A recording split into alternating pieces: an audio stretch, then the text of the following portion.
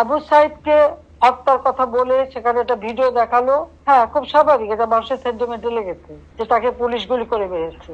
এখানে আমার প্রশ্নটা হচ্ছে, তাকে যদি পুলিশ গুলি করে থাকে, তো গুলি খাওয়া একটা লোক এরা টেনে নিয়ে গেল, এখানে কিন্তু কোনো রক্তের চিহ্ন দেখা যায়নি। দ্বিতীয় কথা হচ্ছে যে তার সঙ্গী সাথীরা যে তাকে টেনে নিয়ে গেল, কোথায় নিয়ে গেল? যার গুলি লাগবে তাকে তো সাথে সাথে হাসপাতালে নেওয়ার কথা। হাসপাতালে নেবে, অপারেশন করবে, বুলেট বের করবে, তাকে বাঁচাবার চেষ্টা করবে। আবু সাইদকে কিন্তু হাসপাতালে নেয় নাই, নিয়েছিল প্রায় 4-5 ঘন্টা পরে। 4-5 ঘন্টা পরে হাসপাতালে নেওয়ার পর ডাক্তাররা যখন চিকিৎসা করে তখন সে মৃত্যুবরণ করে।